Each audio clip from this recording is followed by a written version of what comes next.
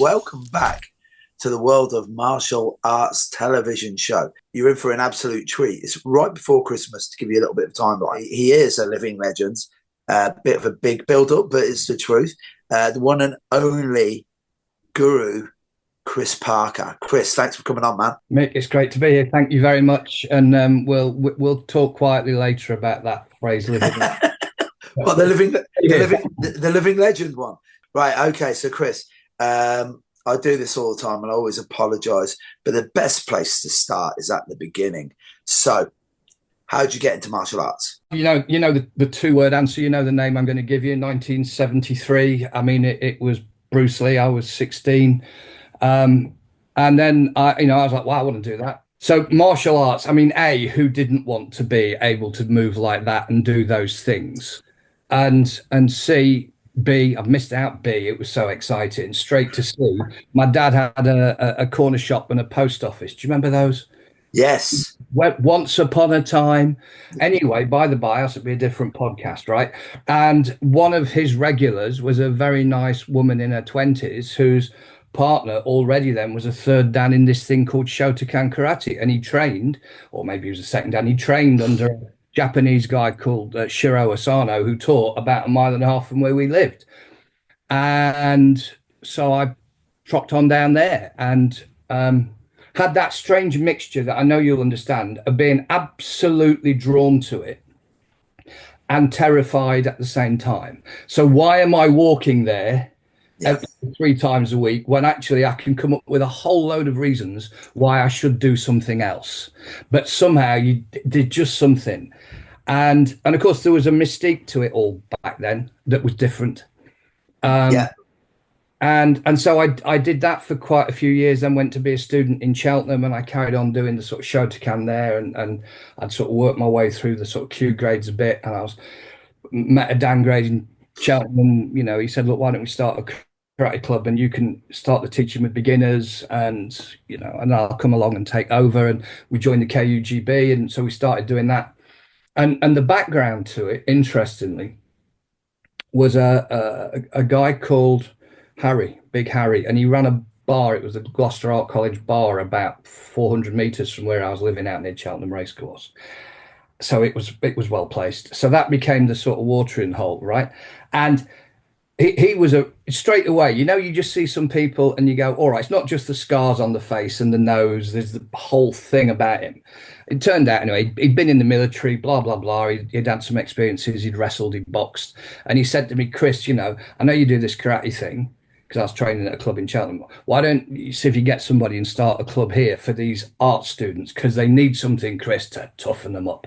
Now, I would argue with him now as a more mature man about whether or not artists need toughening up, because I would give you arguments as to why I think it's very demanding and rigorous in its own right. However, we did, and he said to me, said Harry, he said, "There's a Malaysian guy, a student here. I'll tell him about it. I'll ask him to come and join you." And I went, "Oh, okay." He said, "No, no, no. He's the guy that every Saturday after the discos, I give him the money, and he walks it across campus to bank it." And I went, right. He went, "Chris, I spent a lot of time in Asia, and I know bad Asians. Just honest to God, I've married my wife's life." He went, I know bad Asians when I see them. He's bad." And he meant it as a massive compliment. You know what I mean? Like he Yeah. wasn't knowing he tries to run out without paying for his Coca-Cola or something. Yeah.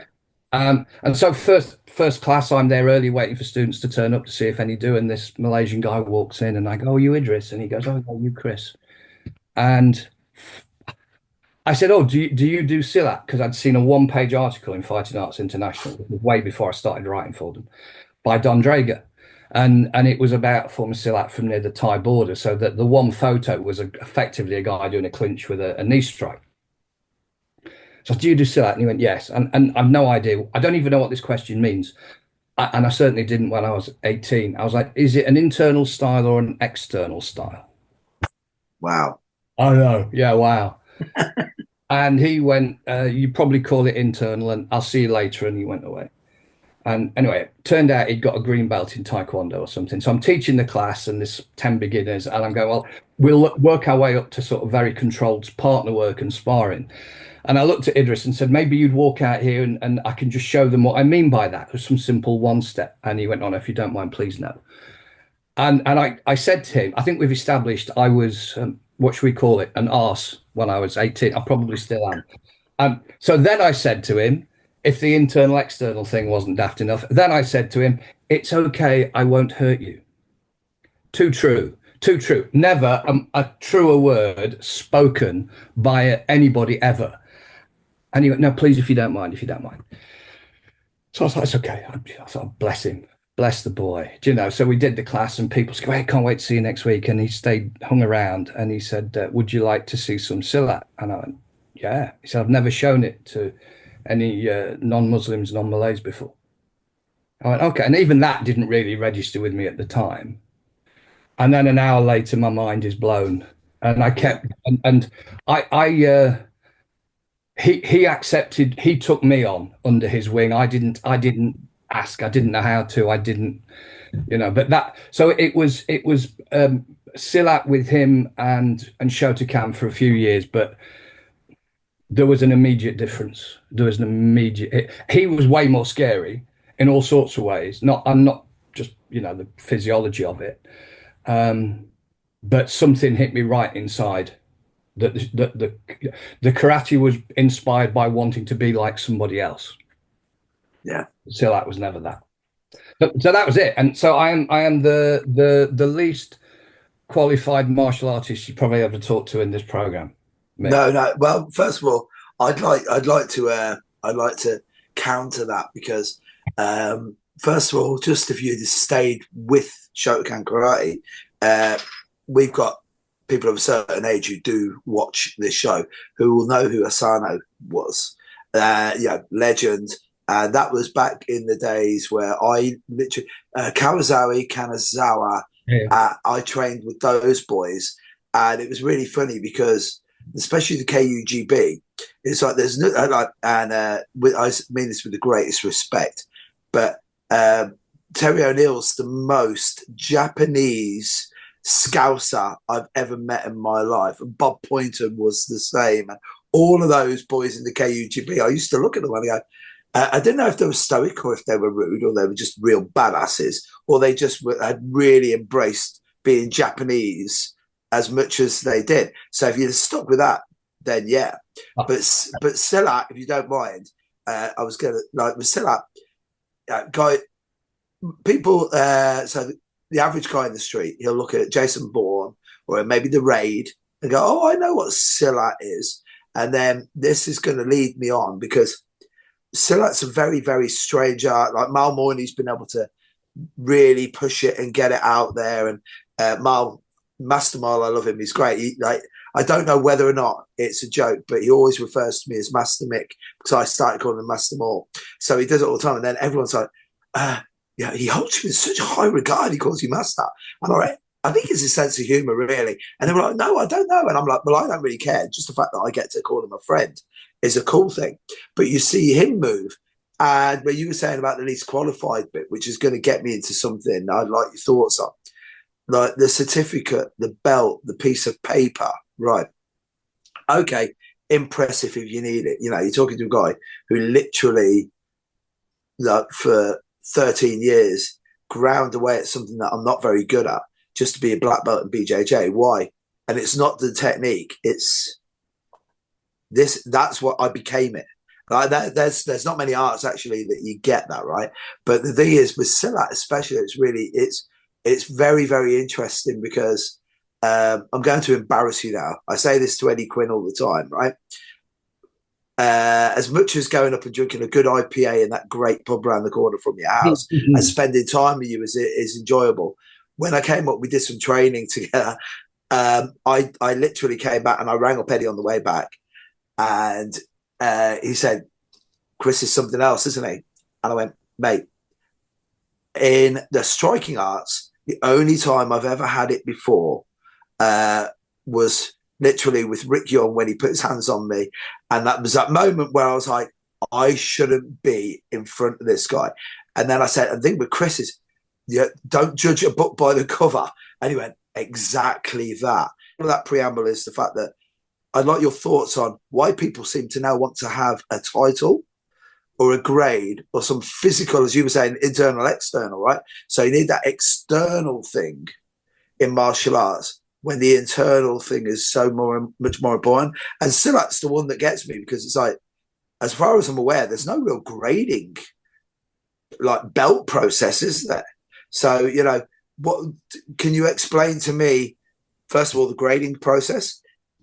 And then more importantly, your thoughts on what the value is of having the skill as opposed to just being, oh, he's a black belt, As me and we're from the same generation where, being a black belt in karate was a bit embarrassing for a few years, because it was like just some drunk in the boozer knocked this guy out and he was taking his shoes off at the time.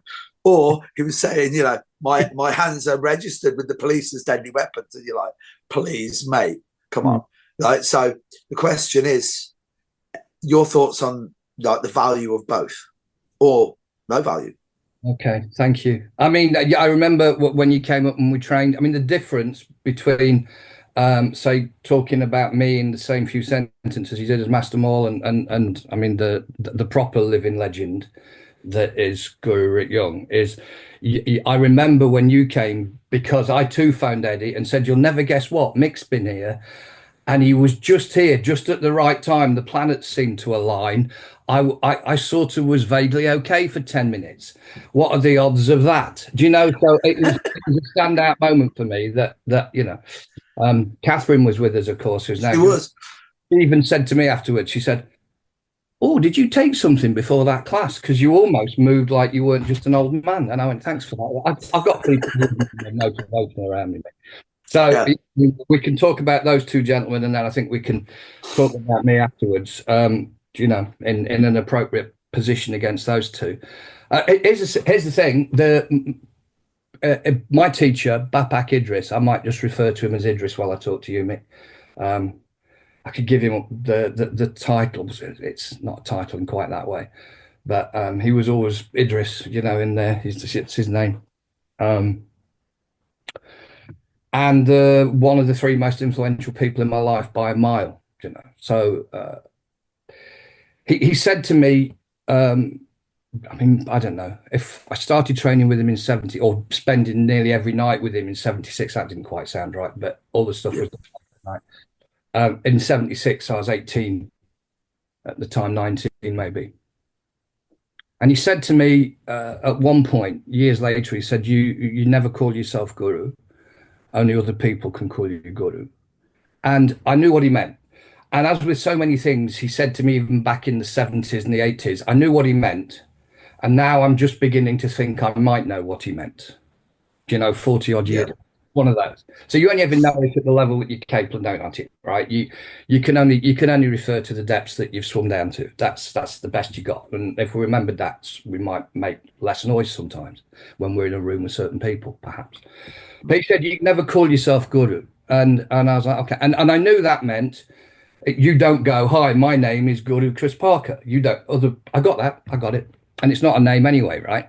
And of course, time progressed, and I'm sure we'll get round to this, but because of the aforementioned human delight that is Eddie Quinn, we ended up where we are today with our Silat Fitter online community and our camps and our instructors programs and things, all because of him. And then, of course, we'd start doing this stuff because I was never bothered about teaching this. And I'd be saying to people, in the Galangang, in the training arena, call me nothing or call me guru. Outside, I'm Chris. But of course, some people don't want to call you Chris. And some people, very smart people, have realized that actually my ego doesn't like it if you call me guru outside the Galangang. Because the ego is like a killer chameleon. It works, it changes and morphs and comes after you in all sorts of ways. It's not a fixed beast, else it wouldn't be such a problem. And so I've got people who will adore being in a bar with me, go to the bar, and then they'll turn around and over 15 minutes go, "Hey, Guru, did you want another Guinness?" And my testicles go, whoa, still, right? Because I haven't managed it. That's my issue. So, I have to welcome them doing that because I should deal with that. You never call yourself Guru. And the other thing that Idris has made very clear is these are roles, they're not ranks. They're roles you play that bring with them potentially a crushing responsibility if you're willing to accept the role properly. They're Yeah. not a rank to, it's not a possession, it's not a level to show somebody or talk about. So I think there might be forms of Silat. I can only talk about our art, Silat Fitra. There might be forms where there's belts and stuff like that. I don't know. Um, if I'm the in what we're doing, I'm called the guru too. It means the old teacher. So there's the old teacher. He's the boss. There's a like a hierarchy and a lineage. And lineage matters because we have to know our roots and where we come from, and we shouldn't forget that. And it reminds us then of the benefit and values of elders in a community. And Yeah. that's not an age thing. You can be 70 and not be an elder. You could be 25 and be an elder. Sometimes I've known 12-year-olds who've been elders to me for an afternoon. Yeah. But it's an attitude, and it's about a learning and a continual learning process. We call it lifelong learning, and a willingness to serve others through your own experience and learning. And so, if I'm the guru tour, I ought to know where you're at. Yeah. I shouldn't need to see you. We do a type of grading in the guru program, in the Guru Muda and the Guru program that we run in Silat Fitra. But the people on it will tell you that Chris always says, I see you, we call this Diri Mula, and then you go out into a classic position, and we'll call that Garak Mula. If I can't know how you move from watching you do that, I shouldn't be in this role. Yeah. I should know by the how you walk across the room to do that. I should know. I should know if you walk up to me and shake my hand, I should know how you can move. If I can't see that accurately, now we can't do perfect, so I don't mean 100% of the time, but it's got to be much closer to that than anything else. If I can't see you that clearly, accurately, then I shouldn't be in this role. If I can't see you clearly now, Mick, sat there and work out where there's tension in your body and how your breathing is and what's happening, I shouldn't be doing this role, right? I shouldn't be doing it But because so do you mind if I interrupt here for a second? Because that was one of the things that really, really amazed me when I came up to look at a job for you first. That was the first time we were going up, right? To look at some plastering. And we were there talking, and I was like, he's either really, really good at NLP and I'm giving away far too much subconsciously without knowing, or this is a Jedi. And literally that was the thing. Because I said it to Eddie, I was like, but Chris really knew. It was like, as I said, just as you were saying there about you should be able to know by shaking somebody's hand. I say this at class all the time. So titles wise, I always say, like, my wife goes mad. We'll meet some people in town. They go, oh, Sifu or Guru and stuff like that to me. And then Annie's like, oh, Sifu. Like, she starts laughing. And I said to her, when I got my black belt in BJJ, even she had to call me professor, because that one I actually had to earn, right? But it was funny because I only said in class recently, we had a grading yesterday, and the elders thing is funny because it would be very remiss of me not to mention this guy, right? So he's a man of faith. And he's one of the guys I look at him as an elder, a guy called Ankush who trains with me. And when he came to me, he was probably 120 kilos, right? And he was a big wrestling fan, like WWE wrestling fan. And he got his black belt with me yesterday. But as I said during the grading, he was pretty much a black belt as a person when he met me. It was like, it's when you were saying about the role thing, and like a 12-year-old, like Terry Barnett always says this. He said, please don't call me Guru. He said, because when I need the brakes changing on my car, there's a guy in a garage. He's my guru right now because he knows how to do those brakes and I don't. And he said, as you were saying about the role thing, it just made my head go in all different directions, because it really is funny because when you were saying about that crushing responsibility, everybody wants to be the guy at the head of the class without realizing, because I would say, listen, now you've got to listen to me now, because you don't really want to be here. And then you put them in and you see them as just fish out of water. But it's that whole thing where you were saying you should be able to tell. It's like, Guru Danilo Santos, the man for this. He'll say, I will learn more from 5 minutes of doing Hubert with you than 5 years of conversation about who you are, how you move, basically, like even down to decision-making processes and like an OODA loop in how you go to problems. And I'm like, really? And it was like, yeah, if they detach too early, then they either procrastinate or never see the job forward. He goes, and if they hit too quickly initially, and I'm like, I'm thinking about it, and then I go and meet the people and talk to them. I'm like, he was exactly right. It's like the movement thing, because that's what I really want to get into now. Because what I found by literally watching you, and obviously Eddie as well, and Mikey Wright, and characters like this, is and definitely Mormoni as well, is as good as the combative nature is, which it is really good. The way that it moves, when you look at a really good Silat player, like a really good exponent of Silat, and you see them move, and you go, I think this is what God wanted us to actually move like. Yeah, and I know that sounds cosmic, but it's the truth. Where there's just this, that as you said, the planets align, there's that synchronicity, whatever's going on. But that moment you go, oh, so that's what it looks like. So what I was going to ask you is, Chris, as you're getting older, and I sort of know the answer anyway, but it's for the guys who are watching, how much has this helped you with your mobility and your outlook on life? So not just physicality, but everything else. But it all comes from the physicality of the movement. So how much has it helped you? Okay, I'll just make a quick note, Mick, because there's a couple of things in that. I mean, my inspiration, my beloved teacher Idris, and Eddie mentioned this to you when you talked to him recently, that I'd said to him once, if Idris had been that sort of human being, and he got there because he was an expert at knitting, I would have taken up knitting. So it was the inspiration of the man. It was like, oh, I believe people can have certain attributes, can do certain things, can behave in certain ways. And I was lucky. I'm 18. I'm a kid, and I meet a man. He's only 4 years older than me, but I am a child. Then I was a child, and he was a man. He'll be more of a man now, and I'll still be the child if we're going to do. And there's a risk in comparison. We have to learn how to manage it. But in terms of him as an elder and me as an elder, if he's in the room, I have nothing to say. It's just very simple.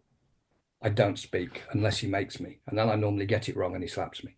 So that so the progression in my life is so based on his inspiration, and he was the great communicator. He could read people and influence people in ways then when he was 22 that I still can't do now. But it was him as a communicator made me. I was studying to be a school teacher, and I was a student doing a BEd honours degree or something. And I went to my lecturers once I'd got to realise this man, or got a vague sense of this man. I wouldn't think I still realise that man. And I said, where's the communication modules? You're teaching me to be a teacher. Where's the communication? This is 1976, 77, 78, right? Where's the communication modules? And I remember one of the lecturers looked at me and said, Chris, just keep reading Piaget. You'll be fine. And I'm like, oh my God, great. But of course, they didn't have anything like that. So I knew that one of the things I had to dedicate my life to was being able to understand and influence and help people through communication in the way that this man was doing things that I experienced, not theoretical stuff. It's not like talking about martial art. You know the difference. You can talk about it, you can read about it, but feeling is believing. Always feeling is so it's got to be experiential. You've got to be in it. So it was experiential stuff. So for me, since I was 18, the hierarchies, the priorities in my life have been meditation, communication, martial arts, and it's in that order. That to me, they're inextricably linked, but it's in that order. So I'm saying that because the answer to your question is meditation, communication, and martial arts is being very good for me as I go through this stage in my life cycle. I can't separate the end bit. And in fact, there's a bit of a clue. If you look at the kit that I walk around in, I mean my body when I say that. There's a bit of a clue. I spend a lot more time on the meditation and any associated communication than I do in the martial art. Else I'd have about 16 pounds less adipose tissue, I think. So that combination makes a difference. The My body's overweight, and it shouldn't be. That's a lack of discipline. my inside, for want of a term, is emptying out, reasonably well. Um, I'm a writer, so one of my characters that is in a book is called Upaya Khan, and he's an apocryphal uh, Middle Eastern Persian mystic and martial artist who lived died in the early 20th century. And the key word there is apocryphal, and wonderfully, lots of people don't seem to understand that means I made him up, right? So there's a book called The Wisdom of Upaya Khan, Living in the Moment. I ought to know it's my book, but I don't know. And it's filled with quotes and his poetry and stuff like that. And one of his lines that's one of my favorite lines, because of course it's me, I'm like, I'm the ventriloquist and the ventriloquist dummy, is as a writer and a poet, the line is our purpose in life should be to edit ourselves down until only the original poem remains. In other words, all the stuff that our experiences and the habitus, the social conditioning and education, good stuff too, not saying it's all bad stuff, and our memories and inappropriate beliefs and inappropriate comparisons and all these things we carry around, they're like baggage to me that weigh down on us. And we get used to them because our brain is so resilient, we can cope. If we mistreated our car engine in the same way, the car would never go, even if it was a supercar. The brain and its 11 subsystems are incredible. So we can cope with this. And we even have a phrase in our society, sooner the devil I know than the devil I don't. How about just angels? What's that about? We need resiliency, but we can get lost on that, and that can be a toxic subject the way it's presented. I think, especially for men, at the moment. Don't get me started on that one, Mick. That's where it's No. going. But we can. I don't want that stuff. I want to lose that baggage. I'm Yeah. working. The meditation is a practice to, amongst other things, to empty. So the inside is emptying out. Yeah. And the outside is benefiting from the movement. Of course it is. But I'm working, we say in Silat Fitra that learning can be from the inside out or the outside in, and it can be both, of course. External stimuli creates internal change. We respond to stimuli and so on. But then it can be state I'm in influences how I respond to external stimuli that just suddenly appears. But I want to, for me, it's always inside first. Yeah. So the people, somebody said to me recently, how much time do you spend meditating, Chris? You've been doing this since 1976. Every day? Yeah, every day. How much time do you spend doing it? And what they meant was, how often do you sit in a chair, or maybe do a meditation walk or something? And of course, I'm meditating talking to you now. You don't have to shut up to meditate. You don't have to, it's going on inside. This is the outside.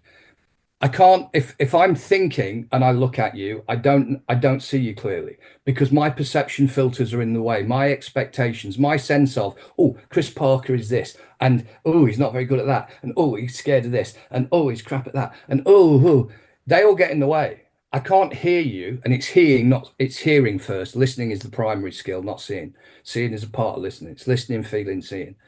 I can't hear you unless I've got enough space for the sound to travel through into me, until I can Yeah. feel the vibration, if you like. So, as far as I know, it's an oak table. I just tapped it.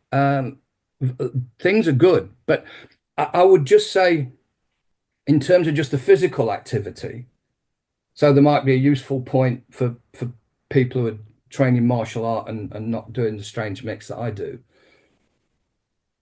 I only realized when I turned 60, which was 7 years ago, that the greatest thing we can do when we train through our 20s, 30s, 40s into 50s is our goal should be, I want to be training when I'm 70 and 80, God willing, longer.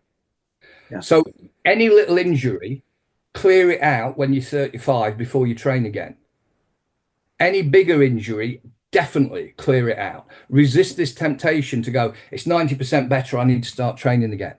No, no, you don't. You don't. Because what happens, I can tell you from my own experience of the kit, is as you start to go through your 60s, and it's different from your 50s, which is different from your 40s. And unless you're one of those amazing human beings, right? And we know some of those where we just go, okay, Yeah. they're living a physical lifestyle and a discipline that's way beyond me. But my experience is bits of injuries that didn't bother me as I go through my 60s are starting to go, hey, we've been waiting for you. You know, my nose was broken a couple of times. It doesn't show it. No issues at all until 3 years ago. Right. Then sinus problem, breathing. I mean, I'm doing breathing exercises every day. I've been doing that since the mid 80s. So I can only think if I'd not been doing that, maybe the nose would have started a bit sooner. But you know, injuries, damage, it'll wait for you. So you know, my advice is you want to train for longevity. So discipline and willpower also means knowing when to rest and recover fully. Yeah. It doesn't just mean get up at 4 a.m. in the morning, 3 hours before you go to sleep, and go run a marathon backwards, blindfold on your tiptoes, wearing nothing but a loincloth, and then come back home and spend 3 hours laying flat in an ice bath, stark naked, face down. Do you know, like discipline and willpower and self-awareness is as much connected with knowing how to rest and recover and have a long-term goal, which is to be healthy and live long and happy and be able to train. But it's more important that you're healthy so you can live long and happy. There's no point being able to fight, not that I can, you wouldn't have me as your bodyguard, but there's no point doing anything with a martial element if you've not got things in your life worth defending. So I want to be healthy so I just, yeah, so I can have a great time with my wife, with people that I love, like Eddie and Catherine and people like that. Well, the thing is, like, just as you say this, it's like I use you as a prime example of a true like warrior, scholar, poet, Renaissance man. I do it all the time because people go, "You're so well read, Nick," and I went, I'm really lucky because I'm going to use guys like Bob Breen, Terry Barnett, Rick Fay, that you know, even if they have like say political views that differ to you, when you speak to them, you're like, geez, man, if I spend any more time with you, like Rick, you're going to have me shooting guns and drinking whiskey behind the car, like you're behind the wheel of the car. You know, it's like because they're truly authentic people, and that's like understanding their frailties, their strengths, the whole 9 yards. It's like as you were saying this, I was like, I love it because just an innocuous question like, is it helping your movement? And I knew where I was going to go with it because as you say, you know, pull you out of that hat any time because I'm like, Chris is going to say something that's just going to blow my mind because you're there and you mentioning Piaget and everyone. I'm like, this guy, yeah. People are now reading him because of Jordan Peterson. So whether or not you like Peterson or not, the fact that he did that. And then when you were saying about hearing's the most important thing, and it was about communication. And I'm guilty of this, but this is ADHD at work with me, is where I'm there and I'm now realizing that sometimes I talk at people and not to them. And then like it's just I don't do the whole waiting for the gap for me to talk, but literally they'll say something that sparks something in my head.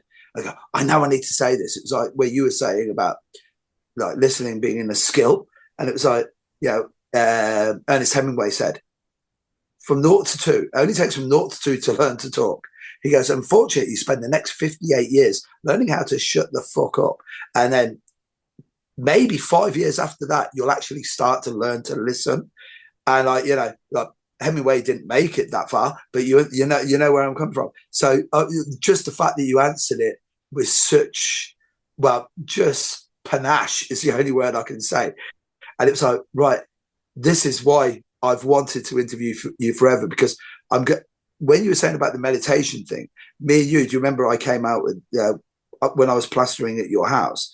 And it was funny because I don't know if you remember this, because you were looking at me and you were like, you really enjoy it. And I was like, you know, I was doing the whole, I bring order to a chaotic world, make the world a more beautiful place, one wall at a time. And I mentioned to you about how you'll be working away. And it's usually women say, they go, it's very therapeutic to watch you work. And I'm like, yeah. And then blokes, funny, because the line's always the same. And they always go, I bet you're good at icing cakes. To which I always say, no, but I'm really good at filling tarts with cream, right? And then obviously they go, Hey, don't blame me. I just put the words into your brain. You made the pictures, right?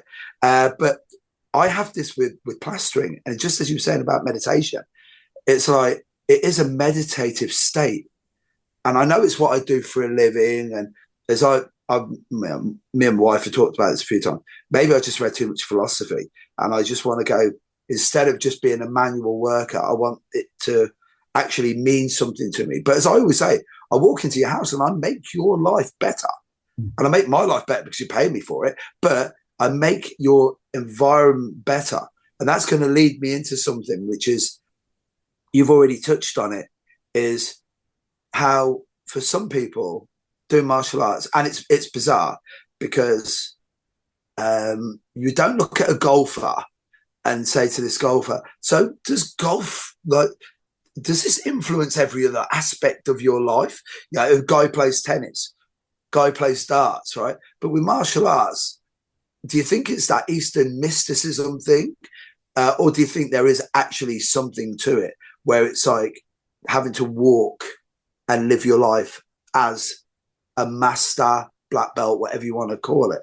So I'd like, again, I know what I'm doing here, because what I'm doing is I'm just going, lighting a touch paper, and I'm sitting back to watch the fireworks now.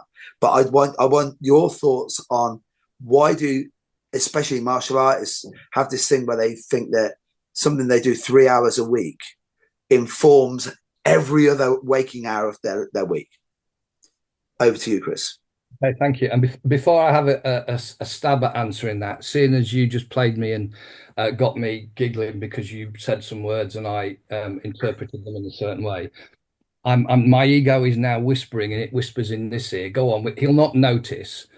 Give him something back that he only becomes aware of after this thing's finished. And he'll go, it can't have been Chris, because I didn't hear him do it and I didn't feel it at the time. So if I get distracted, it's me saying to my ego, no, you mustn't. It's not fair. They've welcomed you into their home and you shouldn't do it. And that's see, so 50, nearly 50 years of daily meditation, and my ego is still going, get him back, get him back. Um, Martial arts isn't anything at all. Next question. Yeah, deal with that one then, smart ass. Hey, Chris, I've got to get you, because you've fallen for the classics. It was a Sicilian opener. I'm giving into it. It's having you. It was a Sicilian opener, because so it's a good gambit to open with in chess. But anyway, when you said it's nothing at all, because I've given this question because you said something to me, and you'll remember when we were talking, you showed me a picture of Idris, and then you Jedi mind tricked the hell out of me, which I still even now have to think about, because you showed me a picture of Idris, said, this is my teacher. And I was like, wow, yeah. And like, it's a cool picture. And you go, but is it? It might just be a random picture of a man that I needed. Yeah. I needed to put a face to be able to show people. And then I was like, this guy, you've done me. Like, so I have spent, like, Chris, how long has it been since? I think it's 8 years since I've last. It's quite a few. Yeah. So I've taken, like, talk about this for holding on to get you back, right? Because I remember you saying that to me, and the amount of times I've thought about this, and I'm like, so has Chris actually got a master, right? Or is like, because you asked me these questions, because you went, this is Idris, and you went, or maybe it isn't Idris. Yeah, do you remember showing me the picture? And I walked out of it and I was going, God, I need a drink, because we went around the corner to drink 3 pints. And I was like, can I get this? Because you made me think in a completely different, because I've never been asked that before in my life. And I've spent 8 years waiting to be able to drop it back onto you. And it was like, so Chris, martial arts is nothing. Tell me why. Absolutely. And we both know that somewhere in the deep aura and darkness of the background of this, Will is there working with magic. So Will, obviously, we can do this psychically, Will, between us, before I have a go at answering me. Just psychically let me know. Do I give him a strange, tight, twisting feeling?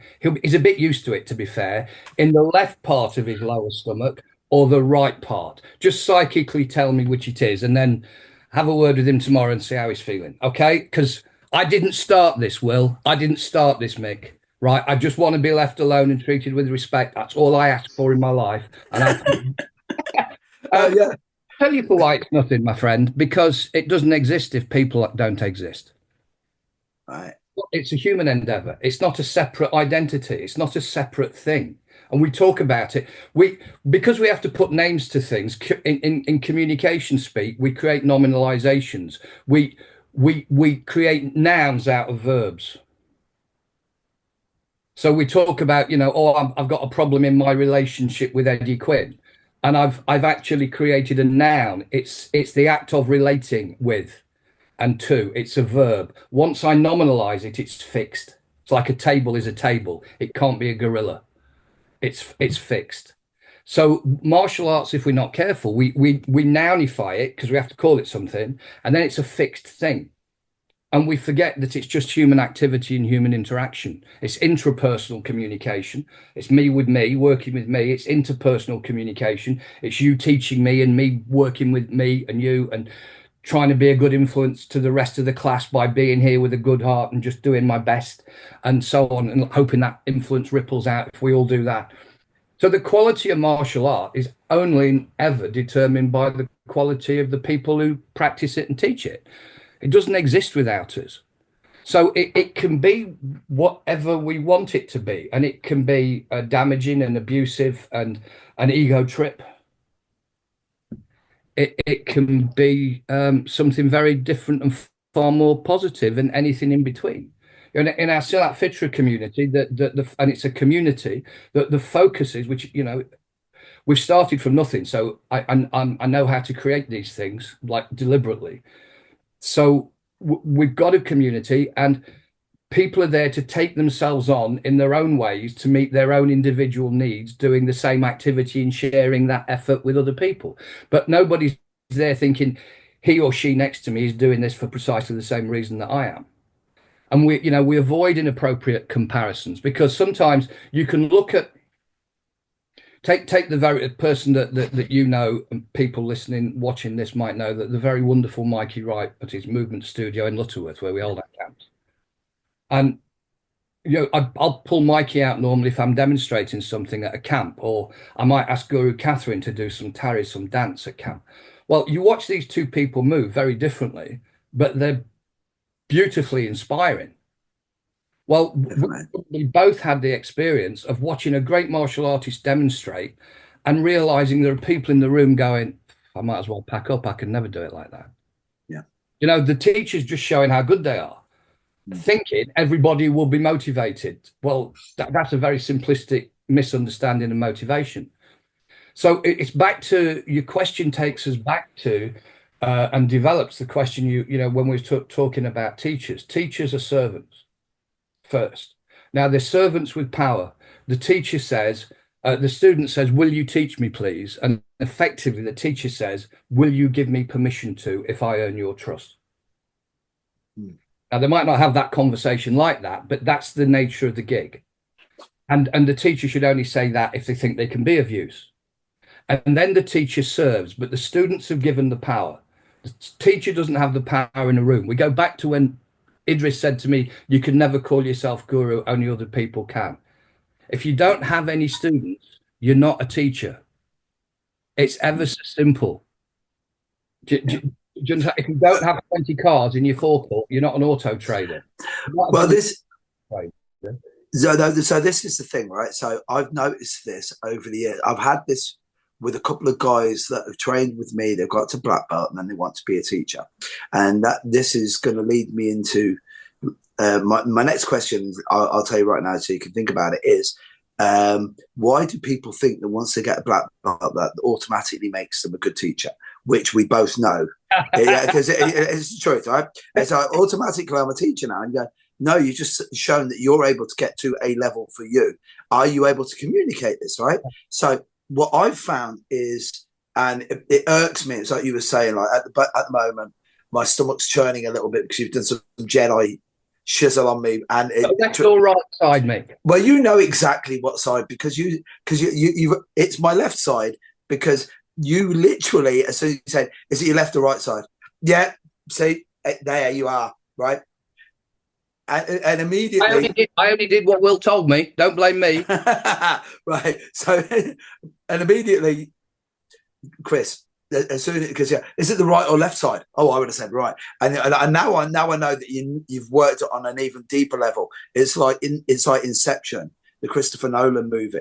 You know, now, right. Like, I haven't ended up to meet the old Japanese dude yet and wash up on the beach, but that's going to happen in about probably Wednesday, right? Because I know how you work, Chris. Right. So here's the thing: teachers, even when you get guys, right, first of all, automatically they think they're going to be teachers, right? That's one thing. Now, the other one that really, really does irk me, and this is my ego because I hate it, is I've had it with a few guys who talk for me and they go, yeah, class sort of bombed, you know, and they're like, yeah, it's like when you did comedy, Mick, did you ever bomb? And I went, I bombed if I never stuck to the script, yeah. And I was like, because I'm a really funny guy, right? But even I need a bit of help. That was the one that got me when I first realized that comedians wrote bits and that was it. And it was like, don't ad lib unless it's you got a heckler. Get a heckler, go in, say something that's experiential or it's geographically correct. So it's like, oh yeah, all you guys from the Neaton are like that, something like that. But teachers, the one that really gets me is you didn't teach. What you did was you did a showcase for an hour showing people what you knew. And it was like, how did they not? At what point did they realize just because I got it, they couldn't communicate it? So my question is, black belt, automatically a teacher. Yeah, guess what? Because if you learn to pass your driving test, I'm not going to trust you to take some 17-year-old kid out in the car for the first time ever. But martial arts, we seem to do it. I had a couple of fallouts when I worked at the university. I was the least qualified principal lecturer in a British university for 20 years, academically qualified. And I had a couple of occasions with very well-known, academically well-known professors who believed that the more you knew your subject, the better you could teach it. And that actually offends me to my core. It's not just I've got an opinion about it. You're wrong. You're from the school of wrong. You've got a PhD in wrongness. You couldn't be more wrong. Please go and live on an island somewhere else and just be wrong together, because that's absolute lack of respect for the people who are trusting you, A, with their time, but even more significantly, with their money, but more significantly, their time and energy to learn from you. We have an obligation as the teacher to be A, the best student in the room, B, working harder and faster mentally than anybody else is in the room when they're there learning from you. C, to be a continual lifelong learner. So you're modeling what you're talking about. D, to absolutely know that you're there because you should have some related expertise. Now, being able to model movements is relevant, obviously. But could a great martial artist be confined to a wheelchair and still create amazing martial arts students absolutely all day long if they know how to teach to principle, if they've got students who can demonstrate what they can no longer do, if you're not just caught up on new technique, come back for a new technique, give me some more money for a new technique, if you bothered with teaching movement, if you're doing internal growth. So in Silat Fitra, we talk about principles of movement and principles of mind. And it's principle based. It's not techniques based. It's movement based. Principle of mind is about emotion first, emotional management first, then cognitive function, strategic thinking, and so on. There's a mix, and we do it deliberately. It doesn't happen. It'll happen a bit by accident because you've got that amazing brain that I mentioned earlier in your 11 subsystems. But teachers should know how to teach, else you're just a doer. They're separate things. Because you a leading member of the SAS, great, I want you to protect me. It doesn't mean you can teach me how to be you. Two connected bits to this, if I may, Mick, because this is sort of where martial. I am a servant to people. We've got people at camps, people who train with us as martial artists. They're infinitely more qualified than me. If we had a scuffle, they'd throw me through a wall, kick me through a window, but I can serve them. That's all they need from me. If I have to walk around thinking, well, I am the guru, you're right. That thing's whispering too loud in my ear, right? I'm there to serve them. And the point you made is bang on. They know this thing, right? I hate it nearly as much as people who think that if you're good at a subject, you can teach it. Because Right. it's smarter than me. I can't use it. I've no idea what to do with it. We'll be at camps, and how do I get that to do that again for me? Right? I hate. You don't go to Chris to change a plug. You don't ask Chris for advice about which car to buy. You don't. But there's two or three things he's been doing for nearly half a century that are interrelated. Mm. Use him for that, and he's available to be used for that as long as you do it with a good heart, and he'll have a go at doing it with a good heart. You've Yeah. got to create this trust in, and it's not then just being able to teach a class, because the best teaching is always bespoke, because there's the law of human variation as your primary scientific law. We talk now about neurodiversity, and it's appropriate. It's not a clinical diagnosis, though. We have to say it because we want to identify people with certain ways of functioning so that they can get the support and help and the understanding from the rest of us that they need. But essentially, we're all neurodiverse. We're just all neurodiverse. Now, the differences might be quite small or they might be quite obvious. So teachers have got to be able to go, there's 50 in a room here. At some point this month, I have to spend time with each one, because how I talk to that one will be different to that one. What I need to say here is different there. I touch that person there for this reason. I don't do that for this reason.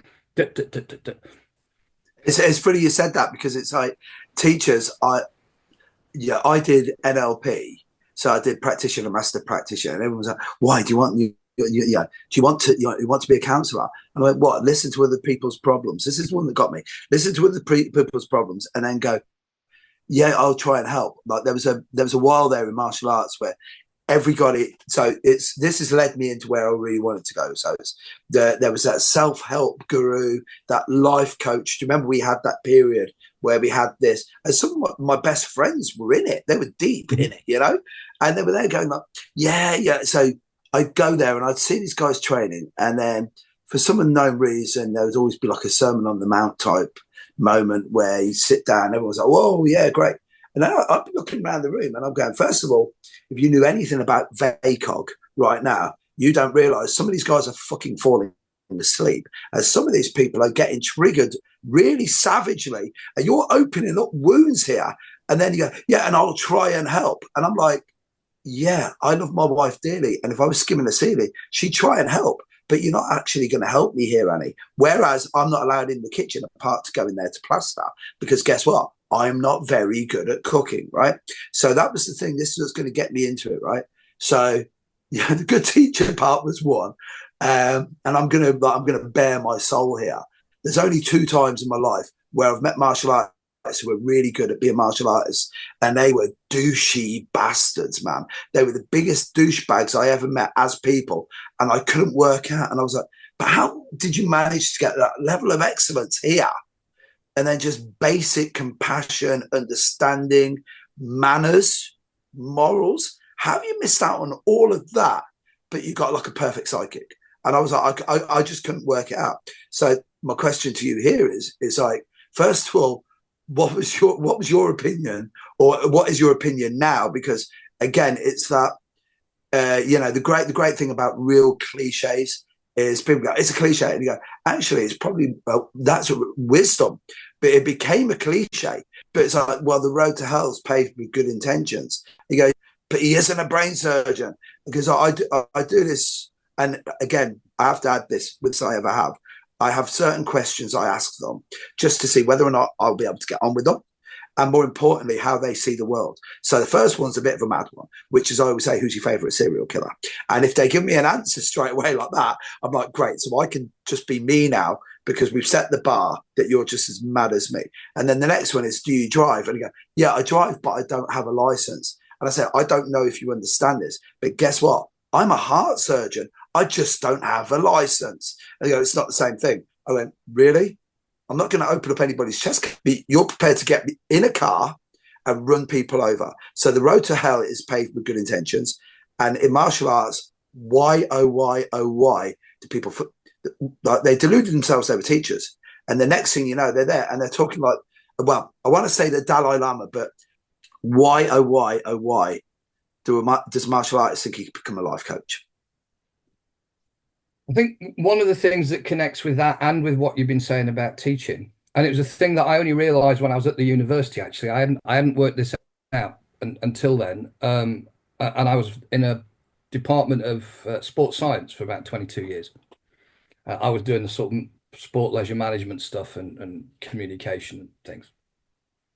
I know nothing about, the physiology and whatever. And it was amazing to be surrounded by great scientists. A lot of them were much younger than me. Most people tend to be, and they were inspiring. And I learned an awful lot by just going, "Can I come in and listen to your lectures? Because I'm not teaching there," which a lot of them didn't do. But I was like, "Wow, can I come and do it?" I met some great astrophysicists. Oh my God, can I buy you a beer and just ask you questions for an hour? Do you mind?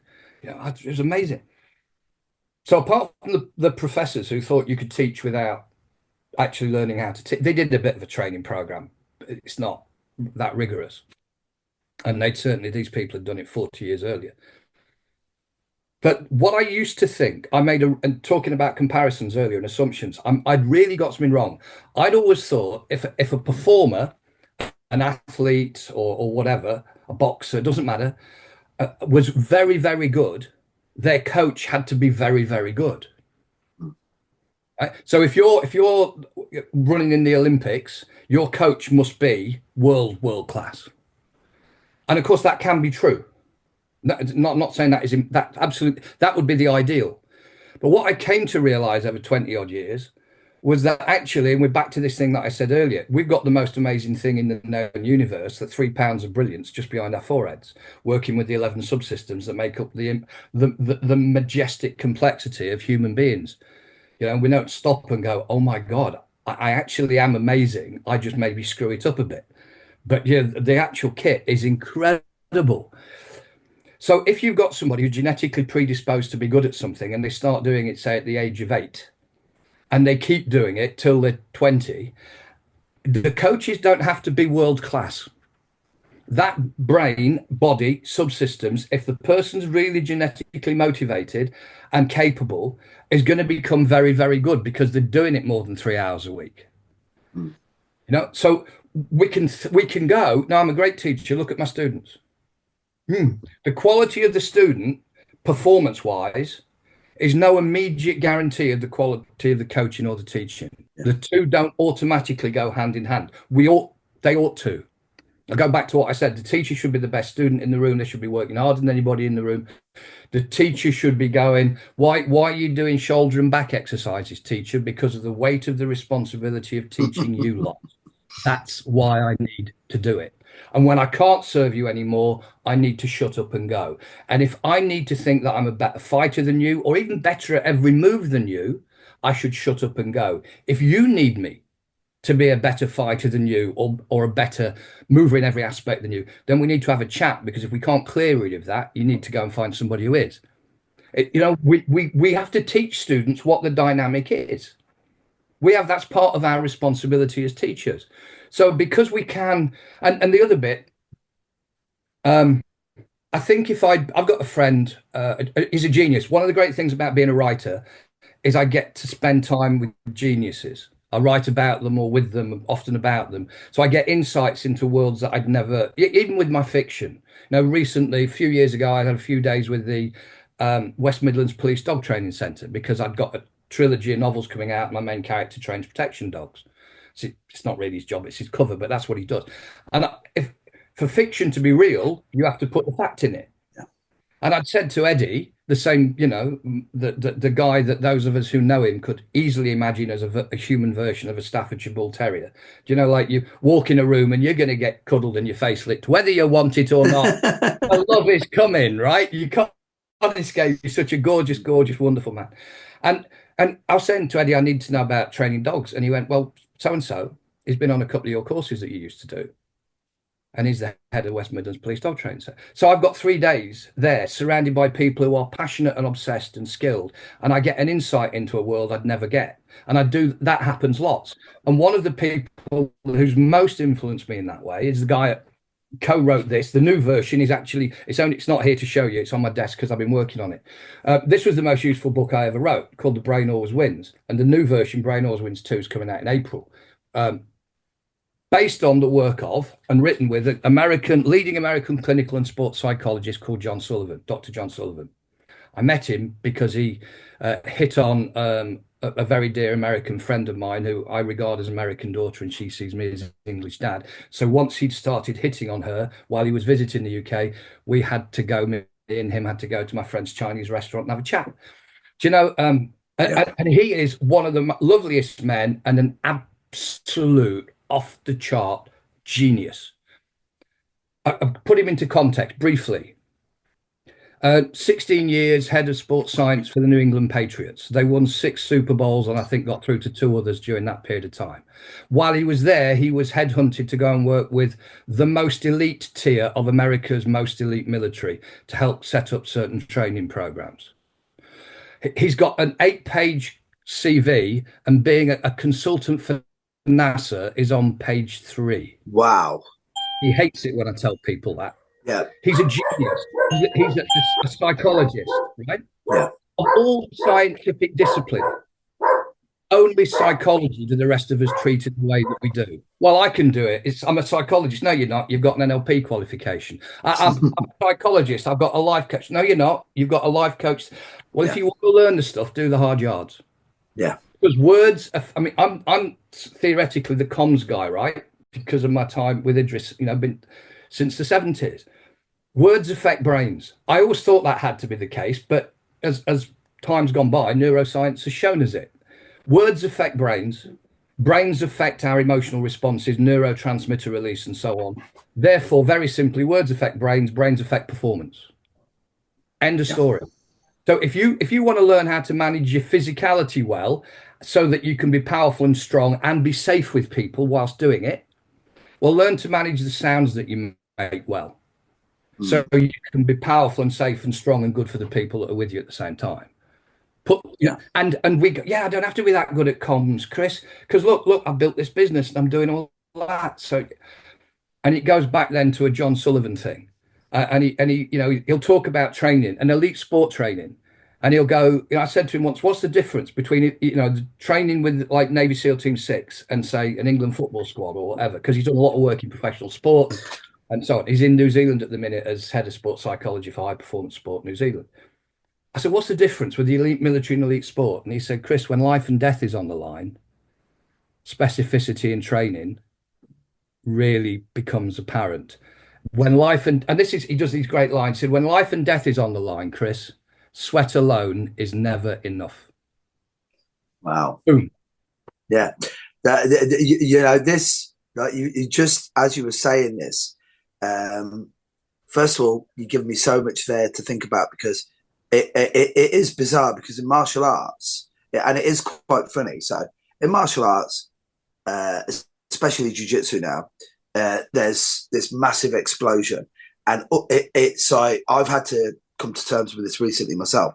First of all, I took up martial arts, right, and I'm going to be really honest here. So I took up martial arts because I didn't want to be a normal average person. Yeah, I used to look at them and I think, you're just complacent, you're lazy, you could be extraordinary. And obviously, when your moral code, like, if you've ever seen The Watchmen, like, I'm literally Rorschach.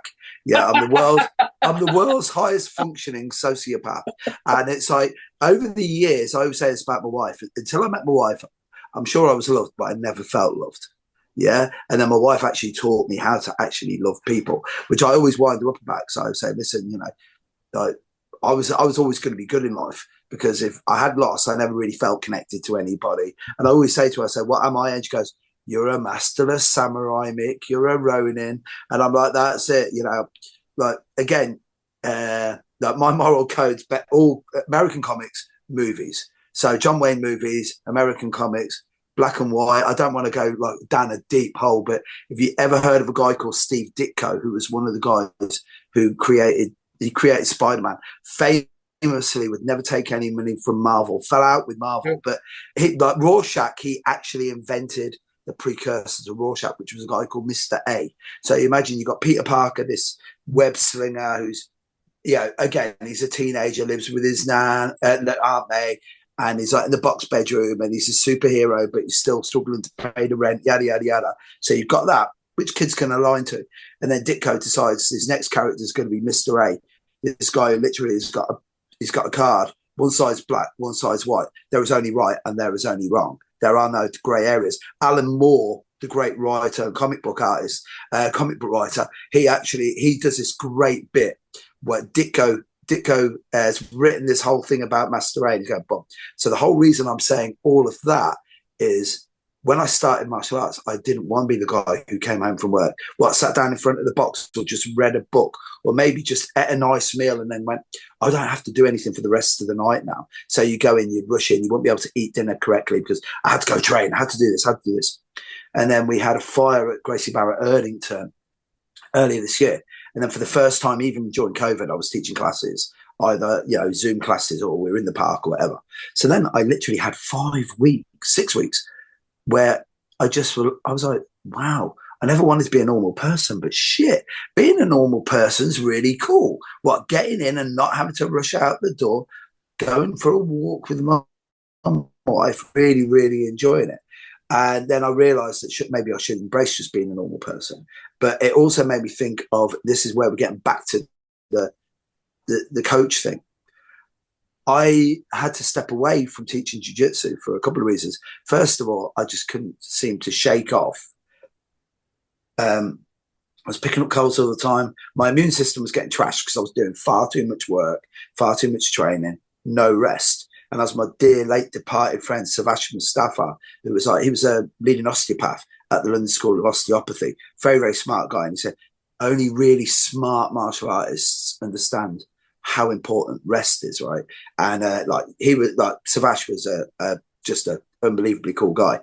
But I was looking at it and I felt like a fraud. So again, I'm there in front of athletes now. So Brazilian Jiu-Jitsu isn't a martial art. It's an athletic endeavour where just being athletic will negate the skill that I have. And the other one as well is I'm 56 next week.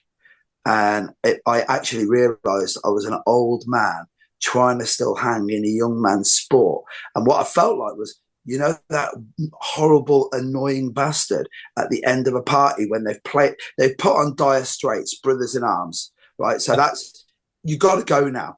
That we've only put that on to get you out the door. And I'm there singing away to Brothers in Arms, and I'm going, maybe it's time for me to leave. But this is going back to what you're saying about being a good teacher. No one questioned how good Customato was. They never questioned him. What, is he able to throw a jab?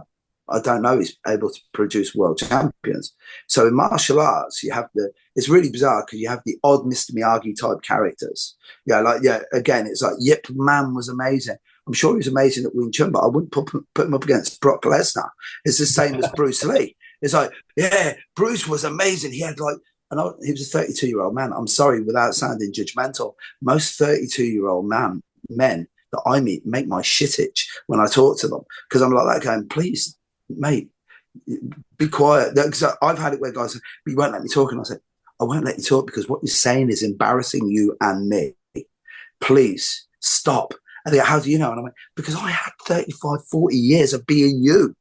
And even now I don't even know when to be quiet. But it was like the whole thing about that teacher being able to demonstrate it was the one.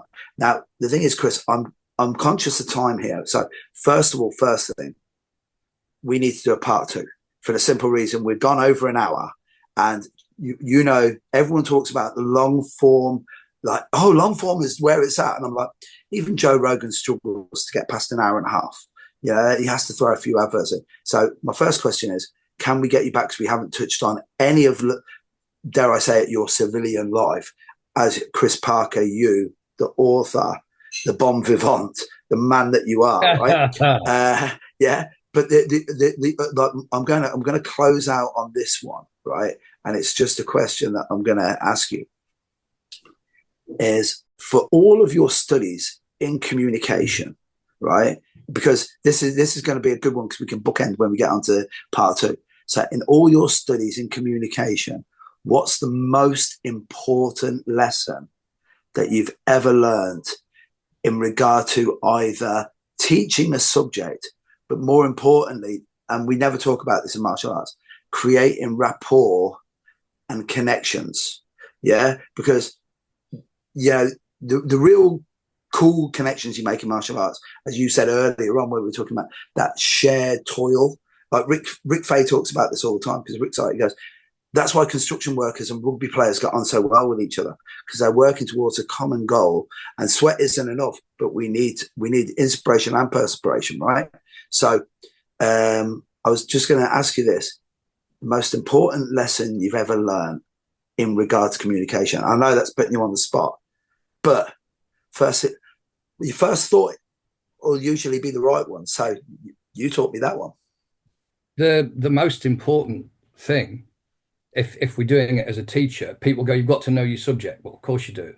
But if you don't know the people you're teaching, there's a space between you and the people you're teaching, right?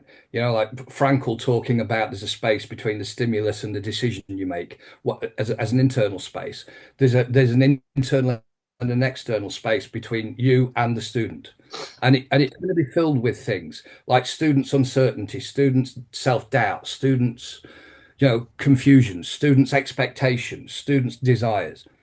So that's why meditation, communication, martial arts. The most important lesson to me, very simply, is this attitude. And this isn't just about communication and teaching, it's about anything.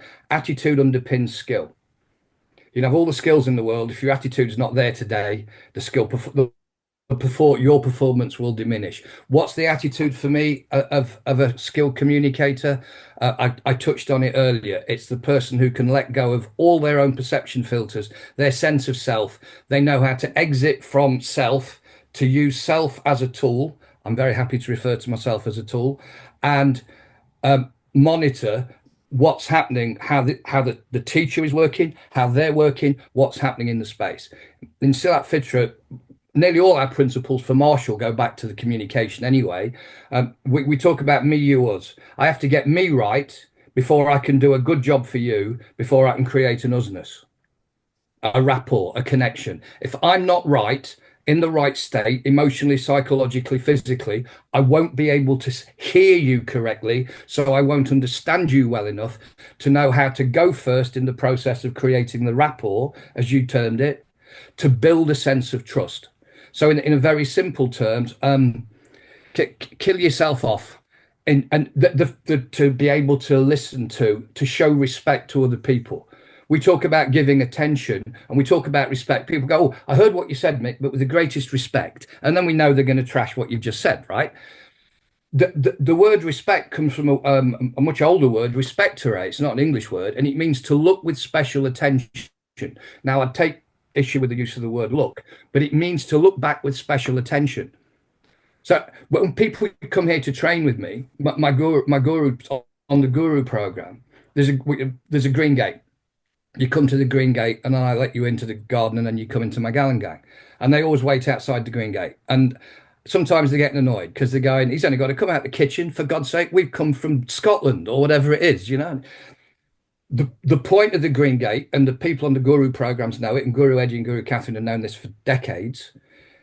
That's when I open the green gate, Chris has done the best he can to be in his best meditation state. So he's not in the way at all. So then he hears you. There you are. He doesn't go, I know you, Eddie Quinn. I've known you for 32 years. I don't know you today.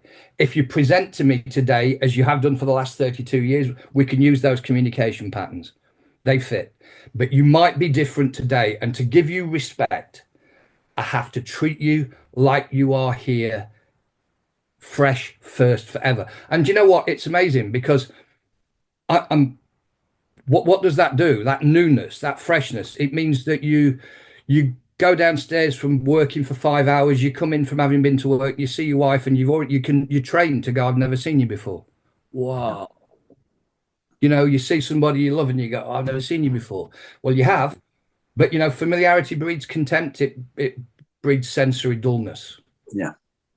Well, do you know what? It's funny because as you were saying this, it's like I remember going to your house, and I remember thinking to myself, because I go to the front door, and I did have to wait, and I was only going into there to Plaza, and I was thinking, Chris, it's taken quite a long time for me to get here. And just as you were saying this, the minute you say this, like for guys who are listening, right? If you ever meet Chris in person, what he has just said there is not BS, because you are literally, and I do mean this, you are literally one of the only people that I know that when you go and you speak to you and you spend time with you, you're like, he's actually worked on something to, you're getting the best version of me. And I mean that, it's just as you were saying that, I was like, that's exactly right. And with me, I'm able to do it a little bit, but with me, it's an act, as I always say, because like the old ADHD and the mad autistic brain, as I said, I literally have a water bowl which used to have a Gracie Barra sign on it. And obviously now that we left Gracie Barra, we have to do the Greek tragedy and kill the father, right? So I've had to put a sticker over the top of that. And my sticker is one of the Muppets. And over the top, it's got weaponize the autism. And everyone's like, okay, you've actually got that on your bottle. And I went, dude, what am I doing here? I'm weaponizing my autism here. But just what you were saying, it is I get the Green Gate. Right, and I know you've got the physical one, but it is unbelievable. Like, Chris, it kills me because just as we're there, I was making a few notes, right, and I'm like, right, okay, I'm coming out with stuff like, so I bring to the conversation Brock Lesnar and favorite serial killer. You're bringing Jean Piaget and Viktor Frankl, right? And the mad thing is, if you're a martial artist, and if you know the first two and you don't know the second two, shame on you, yeah. But it's like, if you want to know the truth, normally, Will or knows, I could go for hours when it comes to coming to do any of this stuff. But shall I tell you something, Chris? Right, this will be a good time for me to say thank you and sign out. Now that I know that I can get you back for part 2, hopefully, please do, because, mate, I have to go now, and I'm like, dude, I am literally like a deep sea diver here now. I have to go somewhere, decompress, try and work out what the hell's going on in the left half of my stomach, whatever you've done to me. But and I really mean this, because everybody I always speak to, I feel enriched afterwards when I'm talking to them and stuff. But it's like, I'm worn out, because literally you've sparked off so many mad ideas in my head. And I'm like, I've got to go and wrap Christmas presents now. No, but I mean that all in the best way, because, Chris, for guys who watch this part, they're going to go, wow, Chris is amazing. Can't wait to, like, when we start talking about your writing, right? That's like, because how many books have you written? And we're going to, just a taster, so that guys know what they're going to get. I mentioned Brain Always Wins 2, coming out in April. This is there. Some of them are up on the shelves. They're behind me. That's either book 23. It might be book 22. It could be book 24. Honestly, I don't know. And can I just say to you, in closing from me, and I'll be brief, so you can go away and look after your tummy and wrap it in paper and stuff and treat it as a present to yourself.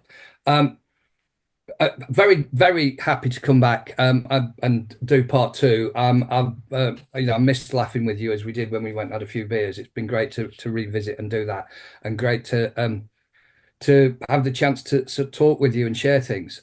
2 conditions. Well, one really, you can't refer to yourself as an old man next time, else I'll just end the conversation. Okay, definitely. And I'll trade you. Yeah, that's the one thing. That's the one thing. Stop it. Yeah. We have, it's part of what we do in the Silat Fitra community as well. It's like, no, don't start. I mean, the 3 gurus in the Silat Fitra community, we've got a combined age over 180. And Guru Eddie's getting better as he's now heading towards 59. He's moving better. Guru Catherine, not appropriate to tell you, she's her age, but she's moving like in a way that only Catherine does. Yeah. And I think it's useful because we're not elite athletes. So they're seeing normal people who, with a good training process, inside and out, can keep going. To go back to your question about longevity, but if I can, I just would like to just finish with a poem that started all my poetry. But this was the first poetry collection. It turned into that beast by the end. That was the 3rd one, but it sort of connects to so many things that you've touched on that you got me to talk about as well. And I was thinking, and I reflected on the time we'd spent before. I thought, what sort of things, where's Mick likely to go? So I had this ready just in case, and you did. It's called Community Centre. One day, a city fox braved the edges of the petrol station. Jean saw him first, in a quiet moment. He returned the next day. She named him Basil. She told her regulars, They fed him. The fox became a regular too. The cycle was established. People talked. People, all sorts of people, shared their particular story of the city fox who came to be fed at the petrol station. People, all sorts of people came to the petrol station in the hope of seeing him or feeding him. Sometimes they did. He disappeared abruptly, presumed dead, and still they talked. Even more so, truth be told. After all, the space needs to be filled.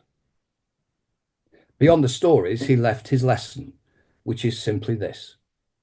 It takes only one city fox to create a community, or just something else. A martial art can be that something else. Chris, that is a mic drop moment. Like, again, I'm never ever going to say that I'm an old man, but as I advance through my life, you see that's why I should be a politician. As I advance through my life, stuff that would never interest me, like poetry, like really good art, you appreciate it, and it is that truth. It's like youth is wasted on the young. Youth is wasted on the young, and you touched on something that was really, really. It's the main thing that's actually had my brain going for ages, which is the role of the elder in society, and it's not age specific, as you said, but it's that bit where it's like, right, okay, so you know, you to me are an elder. Only for the simple reason you're just more skilled than me. Trust me, if you weren't, I'd tell you. I'm looking, look how awesome I am, right? And okay, I plaster in and tell them a few jokes, I'm all right. But Chris, I really mean this, and I'm, like from the bottom of my heart. I read about you when I was a 16-year-old kid. I say this to Bob Breen all the time. Say it to Rick, say it to Terry. Like when I spent time with Guru Dan, mate, to tell, if you could get a 16-year-old Mick Tully and tell him that he'd be able to be friends with so many people like yourself, wouldn't believe it. Like, and that was, and I really mean that. It's like you inspired me when we never met. You inspire me even more now. And I know it sounds really hokey. I can't wait for part 2. But man, I need to get some Leverkusen inside of me now because it's Christmas, and I need to decompress after all the Jedi in. You literally have done these aren't the droids you're looking for on me. I am a stormtrooper. Well, I can't say stormtrooper because might trigger some of those Imperial guys. But yeah, you know that worked on 2 levels. It's a meta joke. It's a bit of a Norm MacDonald moment I'm doing that. But guys, yeah, I had to bring Norm into it. Come on.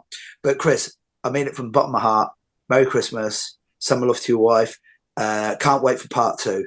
And for guys who are watching this, if you enjoyed it even 10% as much as I have, you're going to be blown away. It's like you're truly, mate, a modern master. I mean that from the bottom of my heart. Thank you so much.